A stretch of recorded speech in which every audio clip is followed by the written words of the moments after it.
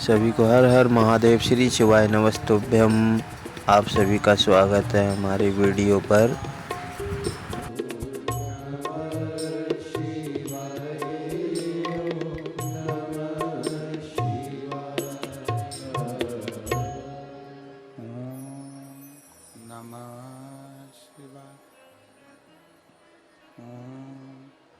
नमः शिवाय। ओम नमः शिवाय। ओम नमः शिवाय।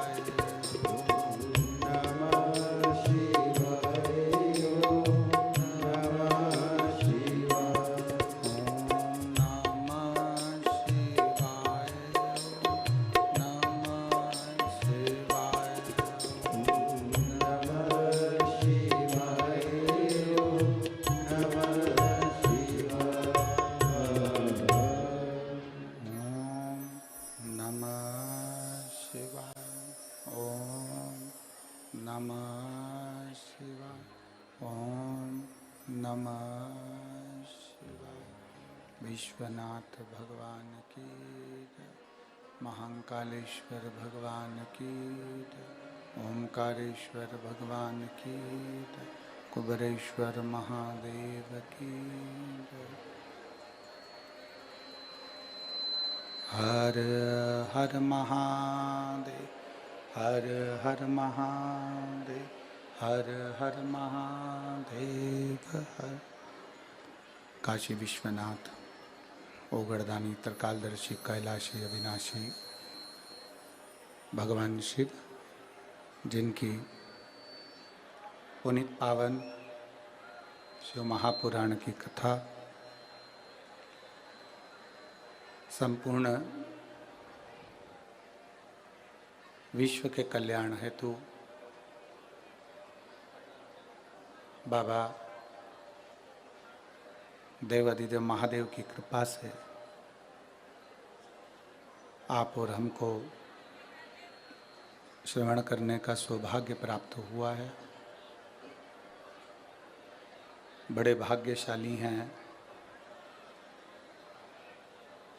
भटिंडा पंजाब के रहने वासी। आवाज़ नहीं जा रही कहीं पर भी। बड़े भाग्यशाली हैं भटिंडा पंजाब के सभी रहनिवासी, जो इस पवित्र भूमि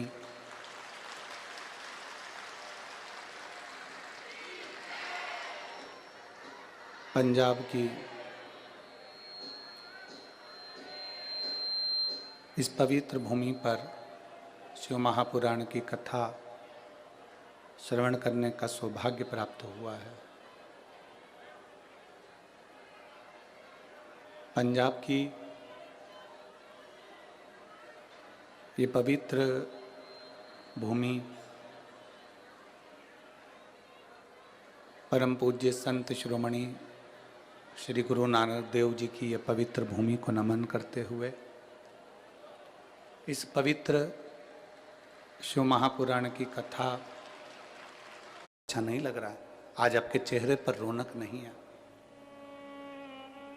मुझे लगता है आज आपको कोई कष्ट है, आप कुछ टेंशन में हो, डिप्रेशन में हो। आपका चेहरा बोल रहा है कि आपको कोई तकलीफ है। लाओ, मैं तुम्हें कुछ दवाई दे दूं, कुछ गोली दे दूं, ग्लूकोज दे दूं, पानी दे दूं, कुछ नींबू पानी मंगा दूं, नारियल पानी बुलवा दूं।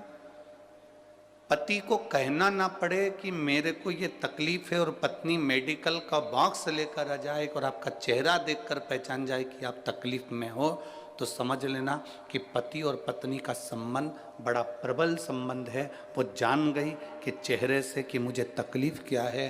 उसी तरह महादेव के मंदिर में आप जब एक लोटा जल लेकर शिव के मंदिर में बस केवल उसकी दरवाजे पर पहुंचो और मंदिर में जब आप एक लोटा जल चढ़ाओ, आपके हाथ के जल चढ़ते से महादेव पहचान जाए कि इसको तकलीफ क्या है, तो समझ लेना तुम्हारी भक्ति प्रबल हो गई, तुम्हारा विश्वास दृढ़ हो गया, तुम्हारा भरोसा पक्का हो गया।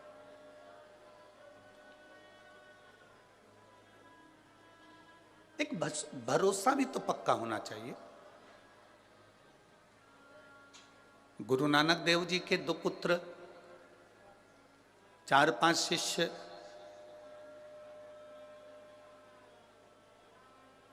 ऐसा नहीं कि गुरु नानक देव जी के लिए सब ठीक नहीं थे, सब श्रेष्ठ थे। गुरु नानक देव जी ने तो हर पंक्ति में यह बात कही है कि सब में रब को देखो, साईया सब में समाया।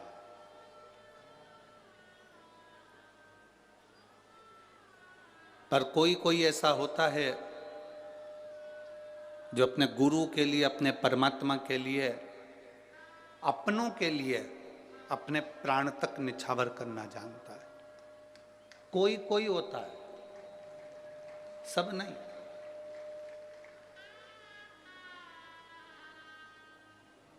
पड़ोसी तुम्हारे बन सकते हैं,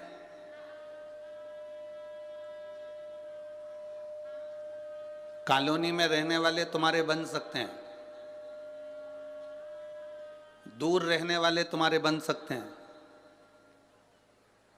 दूसरों को अपना बनाना सरल है, पर अपनों को अपना बनाना दुनिया का सबसे कठिन काम है।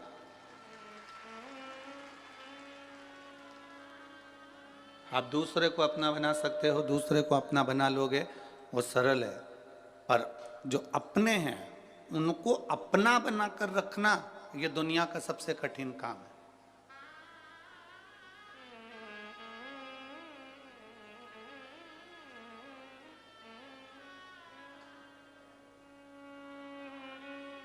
भगवान नारायण की माता लक्ष्मी, आप में से कितने लोग हैं जो तिरुपति गए? हाथ उठाओ जरा, गए हो? रखो। आप में से कितने लोग हैं जो द्वारका जी गए? ठीक है, रखिए। आप में से कितने लोग हैं जो कभी पंढरपुर गए हो? कभी गए हो? रखिए। आप में से कितने लोग हैं जो बद्रीनाथ गए हो? ठीक है। बद्रीनाथ के मंदिर में, बद्रीनाथ जी के पास में लक्ष्मी जी बैठी हैं क्या? अरे बोलो तो जम के। नहीं। द्वारकाधीश में, द्वारकाधीश के पास में रुक्मणी जी बैठी हैं क्या द्वारकाधीश के नजदीक में? नहीं।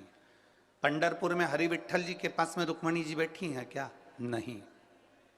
तिरुपति में नारायण के पास में लक्ष्मी जी बैठी हैं क्या? नहीं।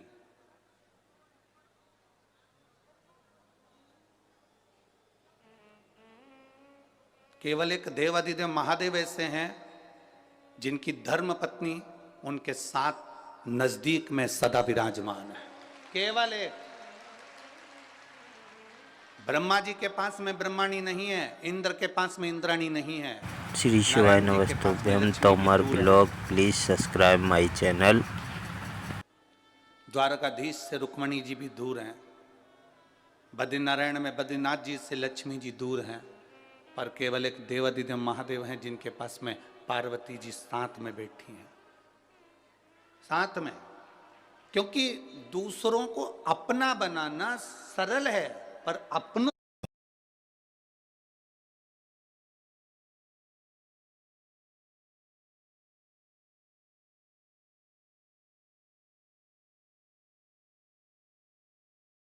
सबसे बड़ा गुण तत्व मेरे महादेव का अपनों को भी अपना बनाया और दूसरे को भी अपना बनाया।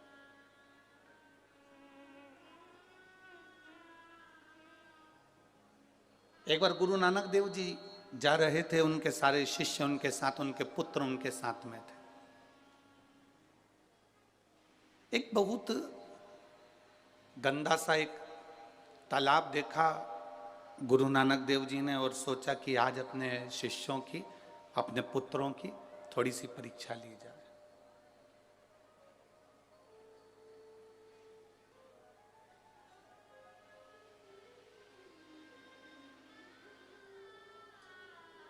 उनके पास में कटोरा था, पात्र था।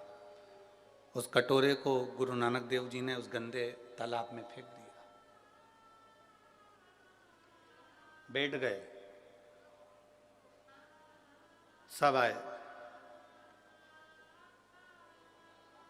सारे शिष्यों से कहा कि मेरा कटोरा इस गंदे नाले, इस गंदे तालाब में गिर गया है, कोई निकाल के ला दो। पुत्रों ने भी मना कर दिया, चले गए। शिष्य भी चले जा रहे हैं। केवल एक गुरु नानक देव जी का एक शिष्य लहना ऐसा था, उस लहना ने जब देखा और गुरु नानक देव जी ने कहा कि गुरुदेव आप बैठे हो? हाँ। क्यों? मेरा कटोरा इस गंदे तालाब में गिर गया। अभी कोई निकल कर नहीं गए क्या? सब गए। मेरे बेटे भी निकल कर गए, मेरे शिष्य भी निकल कर गए, पर कोई गंदे तालाब में कूदने को तैयार नहीं। लहना ने कहा गुरुदेव आपको कटोरा चाहिए? हाँ। लहना ने एक बार भी कुछ बात नहीं करी और लहना कूद गया उस गंदे तालाब में और कटोरा निकाल कर अपने गुरुजी को हाथ में लाकर दे दिया।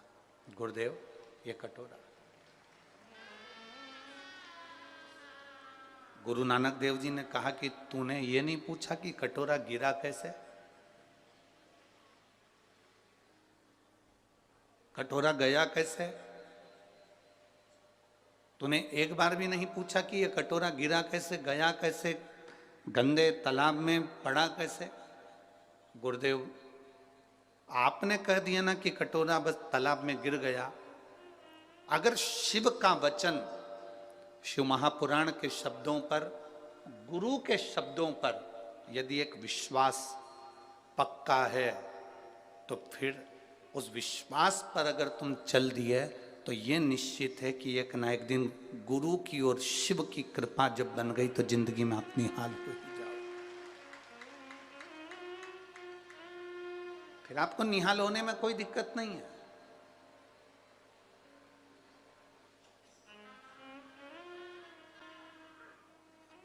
जिसने शंकर भगवान पर भरोसा करा है, जिसने शिव जी पर विश्वास करा, एक लोटे जल पर विश्वास करा, उसका हाथ मेरे देवाधिदेव महादेव ने पकड़ लिया। मेरे शंभू ने उसका हाथ पकड़ लिया। एक जरा से कटोरे से गुरु नानक देव जी ने यह अंदाजा लगा लिया था कि मेरे सिंहासन पर, मेरी गादी पर, मेरी जगह पर, मेरे इस सुख को कौन जान सकता है, कौन पहचान सकता है। अपने बेटों को वो पद नहीं मिला, गुरु नानक देव जी के पुत्रों को वो पद नहीं मिला, अन्य शिष्यों को वो पद नहीं मिला जो लहना को मिला, जो लहना के पास प्राप्त हुआ।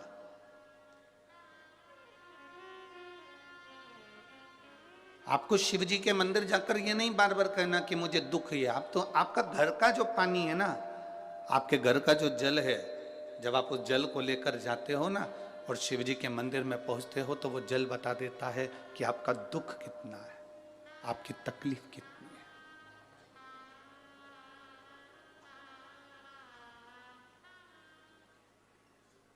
आरओ लगाने वाले को आप एक बार अपने घर पर बुलाना। आया आपके घर पर कभी आरओ लगाने वाला? आरओ का पानी, आरओ का जो मशीन लगाने वाला आपके घर पर आया होगा, सबसे पहले वो पानी की जांच करता है।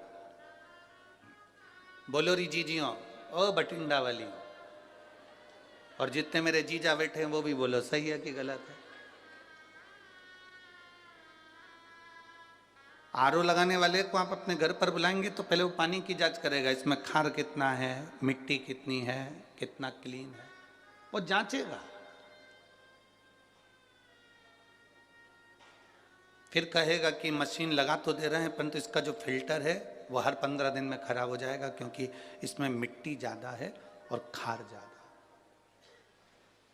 तुम्हारा महीने का खर्चा तो जरूर होगा पर पानी क्लीन हो जाएगा। तुमने कहा साहब लगा दो, एक मशीन आरओ की लगाओ, हमारा ये पानी क्लीन होना चाहिए, पीने के लायक हो जाए।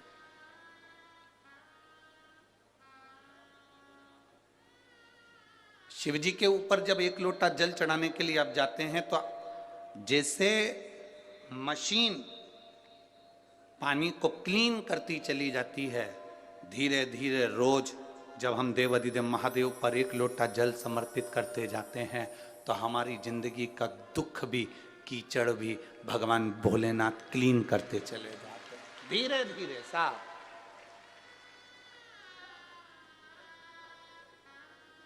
और मैंने तेरे ही भरोसे बाबा, तेरे ही भरोसे हवा बिच उड़ती जावांगी, बाबा डोर हटो छड़ी में कटी जावांगी, भोले मैं तेरी पतंग, शंभू मैं तेरी पतंग, हवा बिच उड़ती जावांगी, बाबा डोर हथो छड़ी में कटी जावांगी, भोले मैं तेरी पतंग, शंभू इस लाइन को सुनने के बाद एक बार भगवान ने एक भक्त से पूछा कि ये बता तुझे उड़ाऊं कि नहीं उड़ाऊं।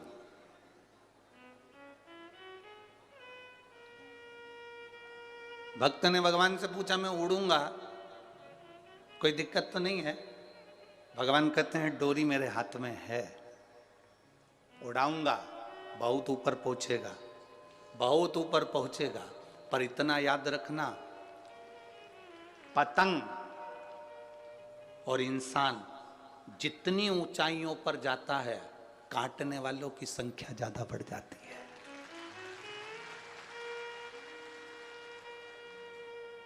अगर तेरी तैयारी हो तो मैं तुझे उड़ा देता हूं। पतंग और इंसान जितनी ऊंचाइयों को छुएगा, जितना ऊपर जाएगा, जितनी तरक्की करेगा, जितना जितना ऊपर जाएगा, काटने वालों की चारों तरफ भीड़ लग जाएगी, मैं ही काटूंगा। कितना उड़ रहा है अभी देखता हूं इसको। और पतंग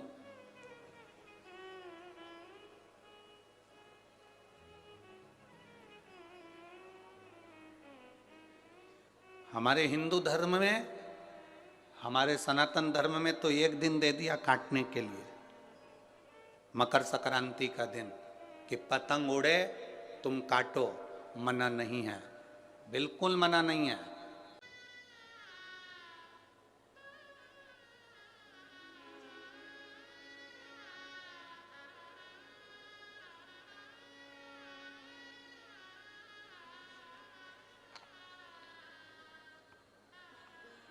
मेरा नाम पूनम रानी, मैं गांव भूलन,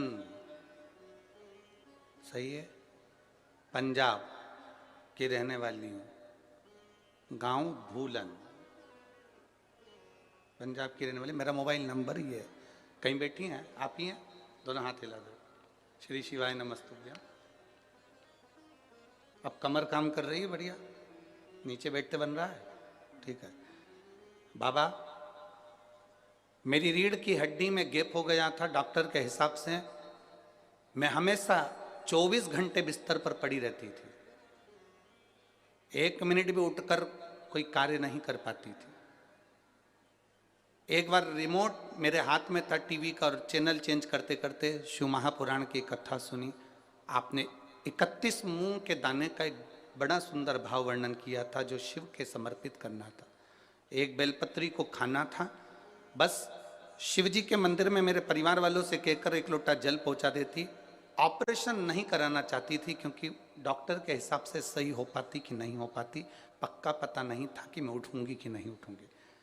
बेलपत्र रोज खाती, रोज बाबा को जल चढ़ाती। आज मैं बाबा को धन्यवाद देने के लिए, प्रणाम करने के लिए आई हूँ कि अब मैं नीचे भी बैठ सकती हूँ और बैठ कर कथा भी सुन सकती हूँ और चल भी सकती हूँ। यह शिव तत्व है, औघड़ी है समय। बैठिए बहन, हर हर महादेव, बैठिए। शिव तत्व की प्राप्ति का मूल बिंदु।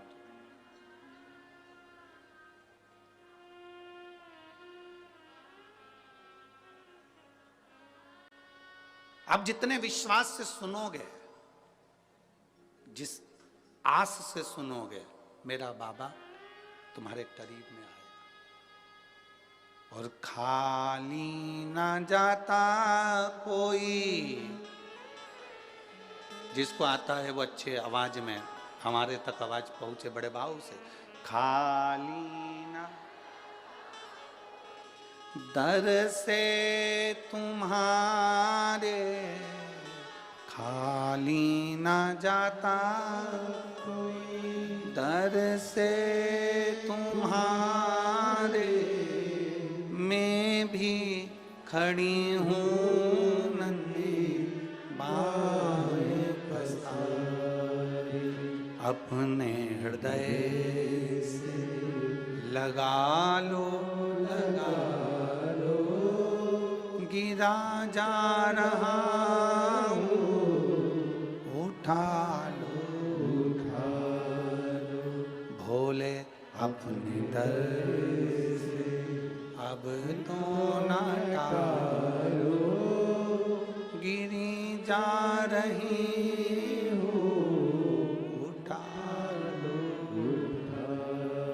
ये शिव की कथा है, ये शंकर का गुणगान है, ये शंकर की करुणा है, ये शंकर की उदारता है। दूसरे को अपना बनाना सरल है, पर अपनों को भी अपना बनाना कठिन है।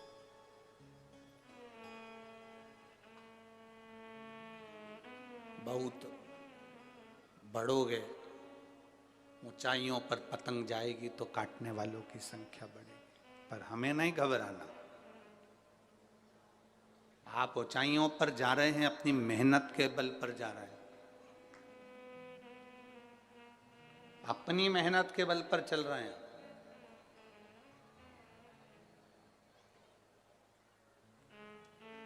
शिव महापुराण की कथा में ना तो कोई बेल दी जाती है, ना कोई भभूति दी जाती है, ना कोई नारियल दिया जाता है, ना तंत्र दिया जाता है, ना मंत्र, ना कोई विद्या। शिव महापुराण की कथा में ना कोई ढोंग होता है, ना कोई प्रपंच होता है। शिव महापुराण की कथा में तो केवल एक विश्वास होता है कि हम शंकर के मंदिर तक जाएं, बाबा पर एक लोटा जल चढ़ाएं, और तुम इस भरोसे पर मत रहना कि सियोर वाला महाराज तुम्हारे दुख को मिटाने के लिए आएगा। सियोर वाले महाराज को भी दुख आता है तो बाबा मिटाने के लिए आता है, तो तुम्हारा दुख भी वही मिटाने के लिए आएगा। किसी ढोंग और प्रपंच में नहीं फंसना हमको। केवल एक शंकर का दरवाजा ऐसा दरवाजा है, शिव का द्वार एक ऐसा द्वार है जहां ना तो ढोंग है ना प्रपंच है। वहां कोई ढोंग प्रपंच नहीं है, केवल एक काम है, तुम्हारा एक लोटा जल और एक बेलपत्र। बेलपत्र भी तुम्हारे पास होए तो चढ़ाओ, नहीं हो तो मंदिर की बेलपत्र उठाकर धोकर वापिस मंदिर में चढ़ा दो, मेरा शंकर स्वीकार कर लेगा। उसको दिखावे से मतलब नहीं, उसको बिल्कुल दिखावा नहीं चाहिए। माता जी के मंदिर जाओगे, एक चुनरी चढ़ाना पड़ेगी, चूड़ी चढ़ाना पड़ेगी, सुहाग सामग्री चढ़ाना पड़ेगा, हलवा पूड़ी का भोग लगाना पड़ेगा।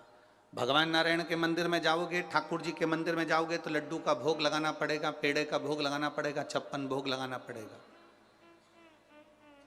जितने मंदिरों में जाओगे कुछ ना कुछ देना पड़ेगा, पर महादेव के मंदिर में तो अगर आपके पास में एक लोटा जल हो तो चढ़ा दो, जल भी नहीं हो तो शिव जी की चढ़ी बेलपत्र वापिस चढ़ा दो, वो भी नहीं हो तो 3 बार ताली बजा दो, वो भी नहीं हो तो बम बम भोले बोलो और अपने घर को चल दो। इतने में शिव प्रसन्न,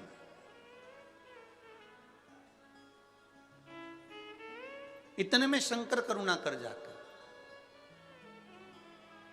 शिव महापुराण का महत्तम कथा है, देवराज नाम का ब्राह्मण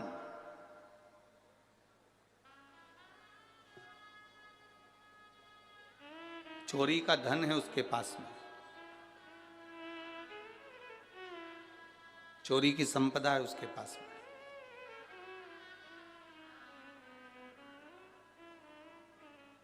किसी ने एक प्रश्न पंढरपुर की कथा में कहा था, गुरुजी व्यक्ति चोरी क्यों करता है?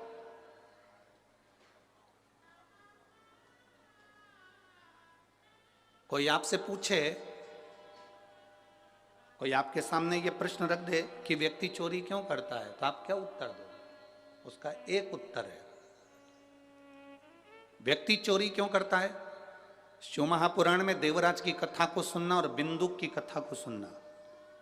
देवराज की पत्नी, उसके बच्चे, उसके लिए भोलेनाथ बहुत कुछ दे देते थे, 2 समय का भोजन देते थे, पेट भर देते थे। उसके लिए, उसके परिवार को चलाने के लिए बाबा कोई कमी नहीं लाते थे।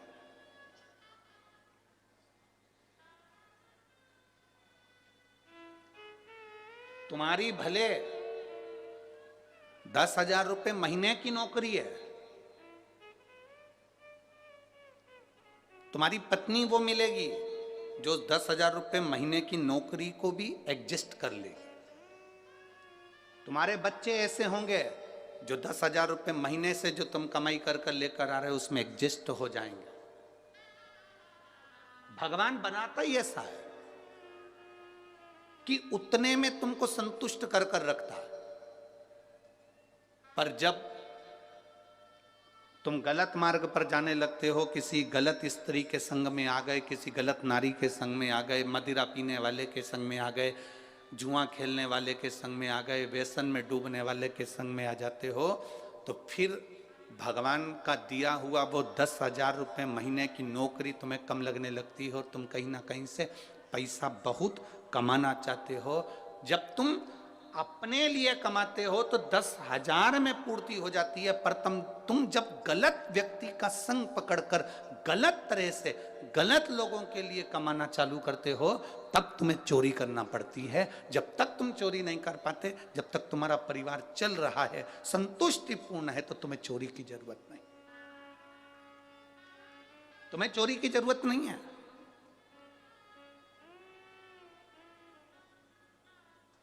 देवराज बहुत अच्छा था, उसकी पत्नी अच्छी थी, उसके बच्चे अच्छे थे, पर देवराज एक वेश्या के संग में पड़ गया, एक गलत स्त्री का संग पड़ गया देवराज को। और वो गलत स्त्री का संग ऐसा पड़ गया कि उस स्त्री ने कह दिया कि मुझे जो रानी के गले में हार पड़ा हुआ है वो हार मुझे चाहिए।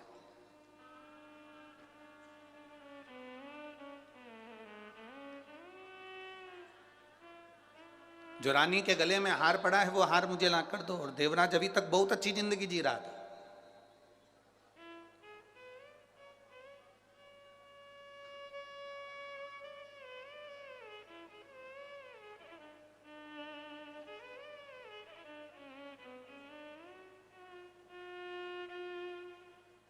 वैसे व्यक्ति कम मरता है, पर जब व्यक्ति फैशन में थोड़ा सा पड़ने लगता है तो जल्द ही मरता है, कहीं ना कहीं ऐसे चुंगल में फंस जाता है कि वो फिर निकल नहीं पाता है।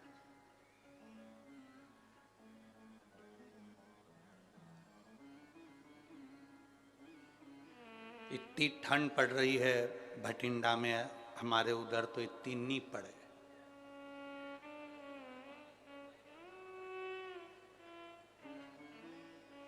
इतनी ठंड, सब कम्बल और शाल और सब ओढ़ ओढ़ के बैठे हैं, और ओढ़ना भी चाहिए। अब इतनी ठंड में अगर भटिंडा में कोई शादी हो तो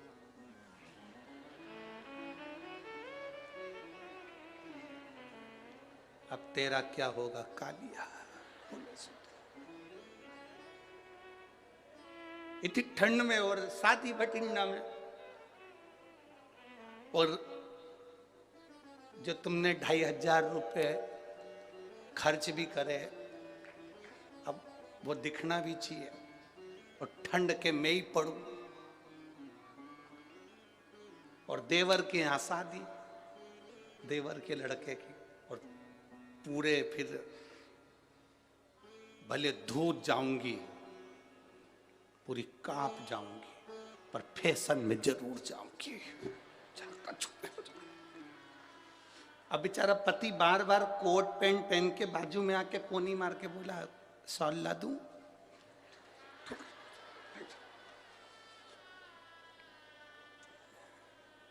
शॉल भी लेके चलिए, पर वो यूं नहीं है, यूं। अब कह रहा है लाऊं तेरे को, तू कछु ओढ़ने का। धूज रहे, गुलाब जामुन चम्मच में थी, कब बाजू वाले के प्लेट में पहुंच गई मालूम ही नहीं पड़ा। अब बोले, अरे तेरे डमरू की धुन सुन के मैं काशी नगरिया हूँ, तेरे डमरू की धुन सुन के मैं काशी नगरिया हूँ, मैं काशी नगरिया हूँ, मैं काशी नगरिया हूँ, मैं काशी नगरिया हूँ, मैं काशी नगरिया हूँ। मेरे भोले ओ बम भोले, मैं काशी नगरिया हूँ, मेरे भोले ओ बम भोले, मैं काशी नगरिया हूँ। तेरे डमरू की धुन सुन के मैं काशी नगरिया हूँ, तेरे डमरू की धुन सुन के मैं काशी नगरिया हूँ। बड़े आनंद में। नीचे वालों से निवेदन है, आप तो नाच लो, पर ऊपर जो बैठे हैं उनसे निवेदन है, संभल के नाचना हो।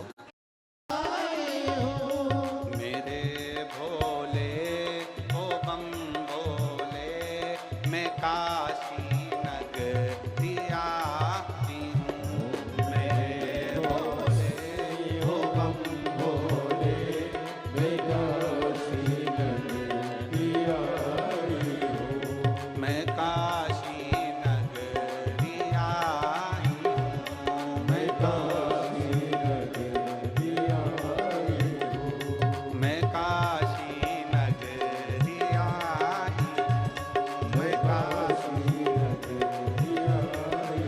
हर महादेव है। अपने स्थान पर बैठकर भगवान शिव जी से अपने मन की बात बड़े भावों के साथ, जिस स्तुति को करने के लिए सारी दुनिया के लोग आस्था चैनल टीवी के सामने, मोबाइल के सामने बैठकर इस स्तुति को बोलते हैं और अपने हृदय की बात कहते हैं, उस भाव को आप सब अपनी जगह पर बैठकर, भले वो कार्यकर्ता हों चाहे कोई हो, अपना स्थान ग्रहण कर कर भावों से बाबा को प्रार्थना करें। क्योंकि बठिंडा पंजाब में बार बार ये शिव पुराण की कथा नहीं मिलने, वो तो कहीं भोलेनाथ जी ने मेहता जी को पकड़ लिया और ये कथा करवा दी।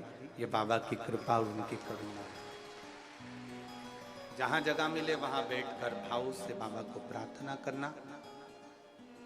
जिसको आता है वो साथ में बोलना और दिल से बाबा से कहिए,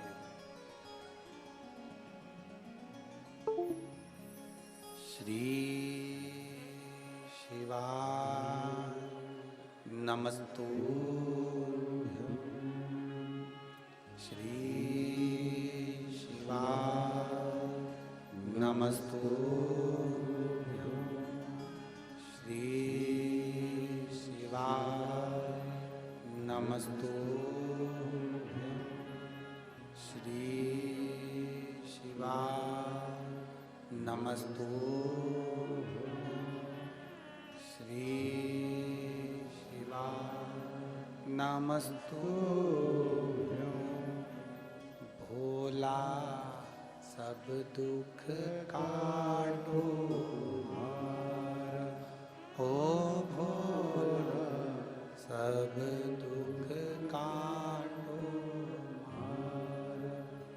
शिव शंकर जपूं तेरी माला, भोले बाबा जपूं तेरी माला,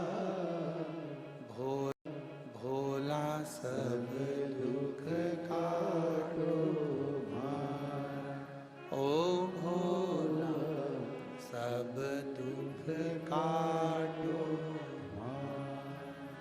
वेश है मंगलकारी, वेश है मंगलकारी। शमशान वासी हमारा, शमशान वासी हमारा, ओ भोला सब दुख काटो हमारा, ओ भोला सब दुख काटो हमारा। भगवान शिव की कथा कह रही है। देवराज अपनी पत्नी और बच्चों के लिए कमाता, वो उस तक तो कोई तकलीफ नहीं थी। खूब आ रहा था, बाबा खूब दे रहा था, पर एक वेश्या का संग मिल गया देवराज को, और उस वेश्या ने कह दिया कि जो रानी के गले में हार पड़ा है वो हार मुझे चाहिए।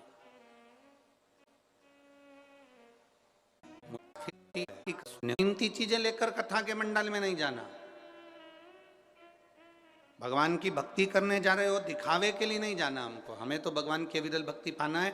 जहाँ जगह मिल जाएगी वहाँ बैठ जाएंगे, हमें जहाँ जगह प्राप्त हो जाएगी वहाँ बैठ जाएंगे। मालूम पड़े दरवाजे पर खड़े चिल्ला रहे हो, आवाज़ लगा रहे हो, तुम हमें जानते नहीं है, तुम हमें पहचानते नहीं हो, हम तो इनके रिश्तेदार हैं, हम उनके नातेदार हैं, तो दरवाजे वाले भी कह देंगे देखो यहाँ तो शंकर जी के सारे रिश्तेदार आए हैं, या रिश्ता एक ही चलता है भोलेनाथ का।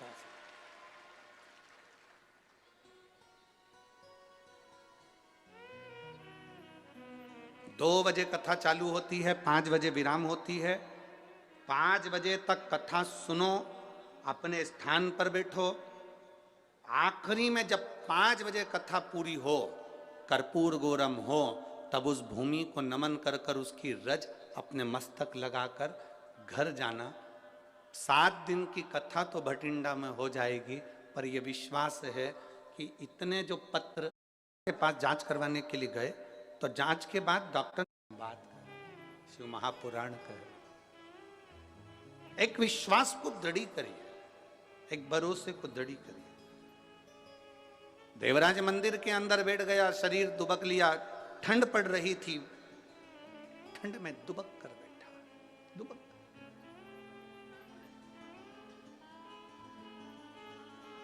अब करे तो करे क्या? बीच बीच में पंडित जी चिल्ला रहे थे हर हर महादेव। जैसे ही पंडित जी चिल्लाते इसको बड़ा गुस्सा आता। कोई सत्कर्म करे तो क्रोध नहीं करना, उसमें आगे बढ़ जाना। आओ भैया, आओ आओ साहब, बैठो साहब, भजन करो साहब।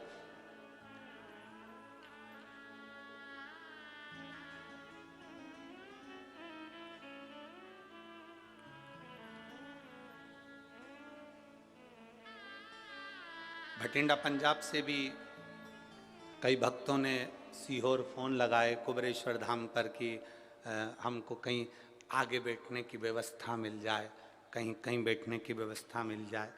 तो कुबरेश्वर धाम से सबको एक ही बात कही जाती है, शिव महापुराण ये नहीं है कि आप आगे बैठोगे तो कृपा करेगी। शिव महापुराण तो जहाँ बैठोगे और दिल से सुन लोगे वहीं पर करुणा कर देगी।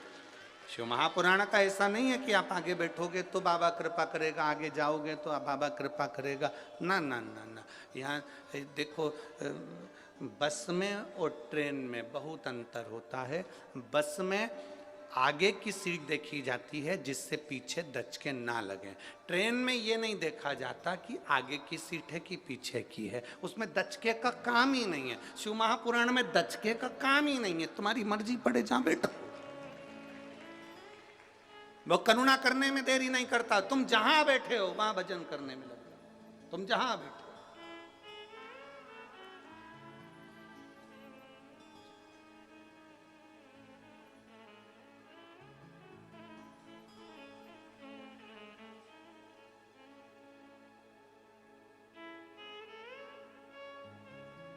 अभी तक इस मैदान में, इस ग्राउंड में चौके और छक्के लगते थे।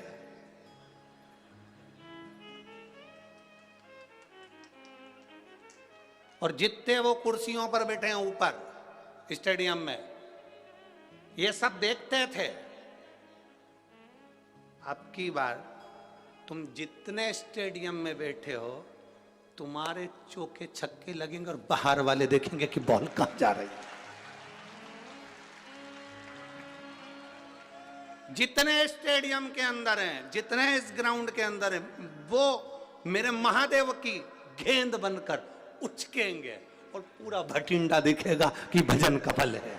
ये शिव की भक्ति है, ये शंकर की उदार। क्या दिया, ऐसे दिया, कैसे प्रदान करा उस पर निर्भर कर। एक ओवर में कितनी गेंद डलती है? 6 नहीं, एक ही ओवर में चलती है। 6 नहीं डलती है, एक ओवर में एक ही गेंद डलती है, वही 6 बार चलती है। तो एक ओवर में कितनी गेंद डलती है?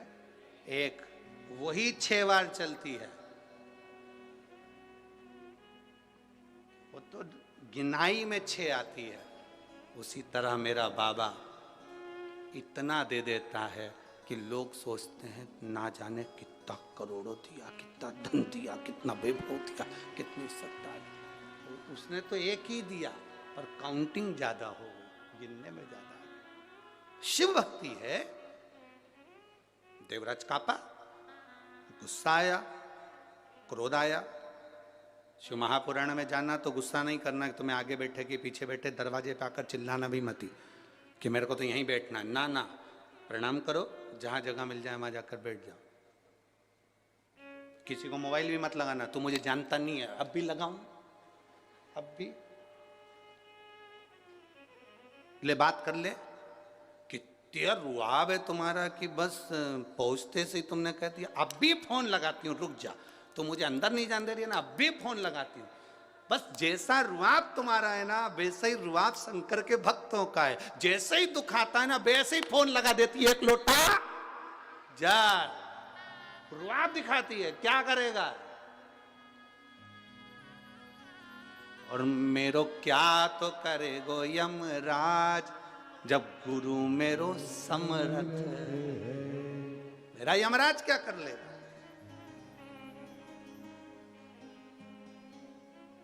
राजा श्वेत के प्राण छूटने का समय आ गया, यमराज बंदी बनाने के लिए आ गए। उनने यमदूतों को भेज दिया, भगवान शंकर ने यमदूतों को भगा दिया। राजा श्वेत के यमदूत जाकर यमराज से कहते हैं वो मरने नहीं दे रहे भगवान शंकर के गण। अच्छा, उन्होंने अपनी बेटी मृत्यु देवी को भेज दिया कि डायरेक्ट मार, डायरेक्ट। भगवान शंकर ने मृत्यु देवी को मार दिया। तब यमराज आ गया मारने के लिए, भगवान शंकर ने यमराज को पछाड़ दिया, मार। आज तक किसी ने नहीं सुना होगा कि यमराज भी मरता है। यमराज मर गया। सूर्य नारायण भगवान को चिंता लगी मेरा बेटा मर गया। सूर्य देवता हाथ जोड़कर बैठ गए भगवान शंकर के आगे, भगवान विष्णु के आगे, ब्रह्मा जी के आगे, मेरा बेटा मर गया यमराज, कुछ कृपा करो। मेरा बेटा तो अपने कर्म को कर रहा था, लिखा था उसके भाग्य में मरना, इसलिए उसको मौत देने के लिए गया था, मृत्यु देने के लिए गया था। फिर मेरा बेटा क्यों मर गया? सारे देवता शंकर जी के पास पहुंचे, आपने यमराज को क्यों मार दिया? कहा ये मेरे मंदिर में पूजन कर रहा था, शंकर को जल चढ़ा रहा था, और जल चढ़ाते समय ये यमराज का मंदिर के अंदर क्या काम? शिव मंदिर में दो में से एक रहेगा। शिव मंदिर में या तो काल रहेगा या महाकाल रहेगा, दो में से एक शंकर के मंदिर में रहेगा। अकाल मृत्यु वो मरे जो काम करे चंडाल का, और काल उसका क्या बिगाड़े जो भक्त हो महा काल का। शंकर के मंदिर में काल का क्या काम, जहां महाकाल बैठा है। क्षमा कर दो, वचन दो सूर्य नारायण, मैं यमराज को जिंदा कर दूंगा, पर यमराज को जिंदा करने के बाद यमराज वचन दे कि मृत्यु लोक में पृथ्वी पर शंकर के भक्त को अगर लेने आएगा तो पहले शंकर से पूछना पड़ेगा, ले जाऊं कि नहीं ले जाऊं। इसीलिए पूरे भारत के पंडित ब्राह्मण, जब किसी का एक्सीडेंट हो जाता है, कोई आईसीयू में पड़ा रहता है, कोई वेंटिलेटर पर पड़ा होता है, तो पंडित जी एक ही बात कहते हैं, महामृत्युंजय का पाठ करा। पंडित जी एक ही बात कहते हैं, महामृत्युंजय का पाठ करा। कोई पंडित ने नहीं कहा कि राम रक्षा स्तोत्र कराओ, कनक धारा का पाठ कराओ, श्री सूक्त का पाठ कराओ, ये वाला पाठ कराओ, ये वाला पाठ करो। सब पंडित बोलते हैं महामृत्युंजय का पाठ करो, क्योंकि सबको मालूम है जो शंकर जी का नाम लेंगे तो शंकर जी का अगर भगत हो गया तो फिर इसको ले जाना सरल बात नहीं, इसको ले जाना इतना सरल नहीं। करो शिव भक्त, करो शंकर के। अब वचन दे ये यमराज, यमराज ने वचन दे दिया, मृत्यु लोक में शंकर के भक्त को कभी भी लेने आऊंगा तो पहले महादेव की आज्ञा होगी तो लेकर जाऊंगा। वो कह देंगे ले जा तो ले जाऊंगा, नहीं बोलेंगे तो पड़ोसन को उठा के ले जाऊंगा, पर शंकर के भक्त को नहीं।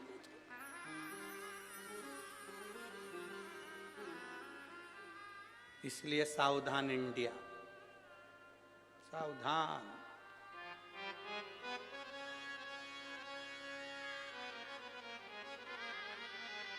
आप अगर शिव को जल चढ़ा रहे हो तो आप शंकर के हो, शंकर के, शिव से दूर नहीं हो।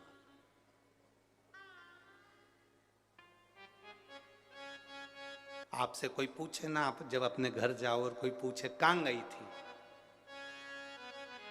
कहां गई थी आज, स्पष्ट कह देना आज मैं पार्लर गई थी। पार्लर? हाँ, एक बाहर पार्लर है।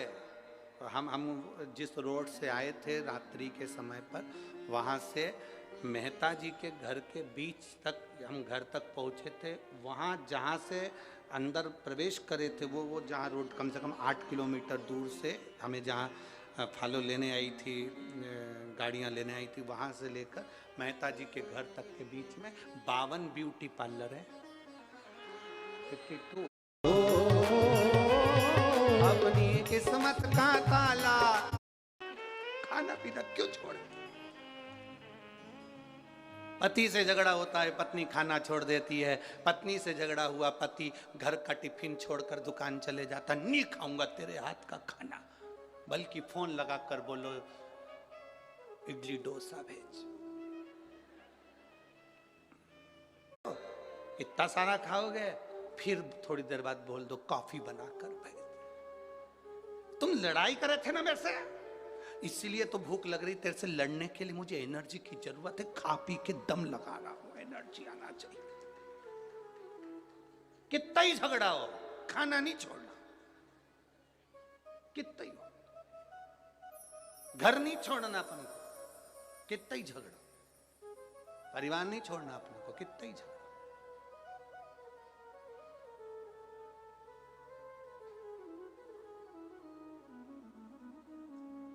हो लड़ाई हो जाए तो हो जाए दो, कोई दिक्कत। वहाँ जलगांव में कथा थी और एक महिला दरवाजे पे झगड़ा कर ली, और झगड़ा करके पहले दिन की कथा में से निकल रही तो झगड़ा करके निकल गई। अब कल से नहीं आऊंगी, जा। अब दरवाजे पे जो खड़े थे ना, उन्होंने कह दिया मत आ, जा। वो उधर वाले दरवाजे से आई नहीं, दूसरे वाले दरवाजे से आके बैठ गई। दूसरे तो इधर वालों ने कहा क्यों, तू तो कह रही थी कि कल नहीं आऊंगी। उसने कहा कथा तेरे पिताजी की है, शिव पुराण है, आऊंगी, जा। अब आई तो आई, चार को और बटोर के लिए आगे बिठाई ले। तो ऐसा झगड़ा किस काम का? शंभु, स्नेह बश प्रेम बश झगड़ा हो चलेगा, पर ज्यादा नहीं। बिंदु कुएं में डूबकर, पानी में डूबकर मर गए। 3 तरह से मरे हुए व्यक्ति को मोक्ष नहीं। पानी में डूबकर मरा हुआ, स्त्री के हाथ से मरा हुआ, सर्प के डसे से मरा हुआ।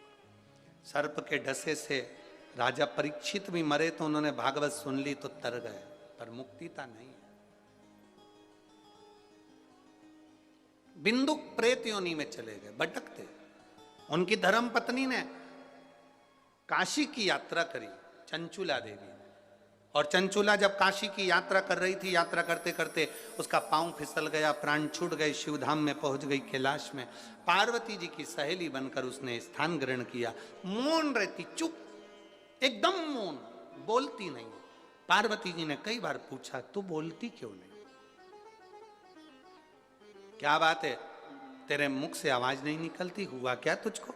उसने कहा, मेरा पति प्रेत योनि में पड़ गया और मैं बैकुंठ में कैलाश धाम पर हूं, अच्छा नहीं लग रहा, मेरे पति की मुक्ति कैसे हो? पार्वती जी ने कहा, तू शिव महापुराण की कथा सुन, कौन से करवाऊंगी, कौन बाचेगा, कौन करेगा, कौन कहेगा?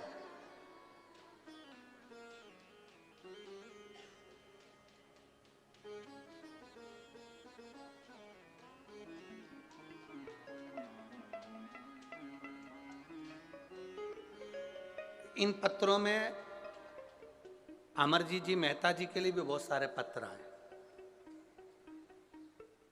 उन पत्रों में एक बहन ने लिखा है, हम अमरजीत जी मेहता जी को धन्यवाद देते हैं, उनने हमारी बल्ले बल्ले कर दी। हमारे को इतनी खुशी हो रही है, इतनी खुशी हो रही है जिसका हम वर्णन नहीं कर सकते। हमारे इतने सालों का न्यू ईयर तो आज मना है, शिव की कथा से हमारा जीवन की सार्थकता। अब चंचुला रो रही है, क्या करे, मौन। कहा शिव पुराण की कथा, अब किससे करवाऊं? देवऋषि नारद के पास गई, नारद जी ने मना कर दिया, मुझे श्राप लगा है, मैं एक जगह नहीं बैठ सकती। नारद जी को श्राप था कि वो एक जगह नहीं बैठ सकते, इसलिए वो कथा नहीं कर सकते। केवल नारद जी को श्राप नहीं है, बहुत सारे लोग हैं जिनको श्राप लगा है, वो एक जगह नहीं बैठ पाते। थोड़ी देर कथा में बैठते हैं, उठ जाते हैं, फिर बैठते हैं, फिर बैठते हैं, फिर जाते हैं, घूमते फिरते। जो बार बार कथा में उठे जाए आए, फिर जाए फिर आए, समझ लेना इसमें नारद भरा गया, इसमें नारद।